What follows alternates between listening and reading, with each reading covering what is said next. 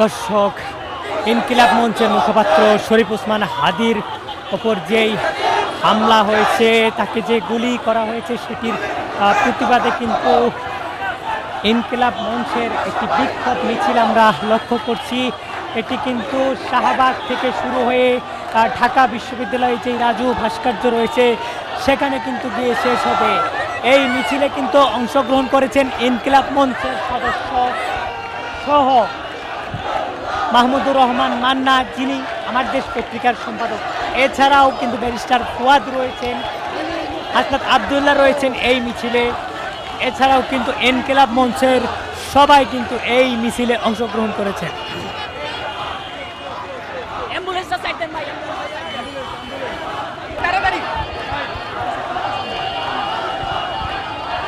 আমরা দেখতে পাচ্ছি এখানে কিন্তু ব্যারিস্টার ফুয়াদ এবং মাহমুদুর রহমান মান্না কিন্তু এখানে উপস্থিত রয়েছেন এই বিক্ষোভ মিছিলে। তারা কিন্তু এই হাদির ওপর যেই বর্বরচিত হামলা হয়েছে সেটির প্রতিবাদে কিন্তু আজকে শাহবাগে কিন্তু একটি নাগরিক সমাবেশ করে, সেটির পরেই কিন্তু আসলে তারা একটি বিক্ষোভ মিছিল নিয়ে কিন্তু এই মুহূর্তে আমরা দেখছি তারা কিন্তু ঢাকা বিশ্ববিদ্যালয়ের যেই রাজু ভাস্কর্য রয়েছে সেখানে কিন্তু এসেছে। আমরা এখানে কিন্তু এবি পার্টির নেতাকর্মীদেরকেও দেখছি, এছাড়াও কিন্তু আপ বাংলাদেশের নেতাকর্মীরা কিন্তু এখানে অংশগ্রহণ করেছে। দর্শক, সরাসরি আপনাদের যুক্ত করেছি এনটিভিতে।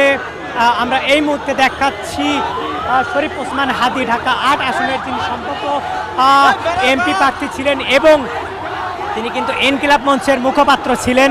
তার ওপর কিন্তু গতকাল নির্বাচনী প্রচারণায় গিয়ে কিন্তু রাজধানীর বিজয়নগর এলাকায় গুলি বিদ্ধ করা হয় তাকে। তার ওপর কিন্তু মোটরসাইকেল যুগে দুজন ব্যক্তি এসে কিন্তু গুলি করে, সেটির প্রতিবাদে কিন্তু আসলে আজকে এই বিক্ষোভ মিছিল।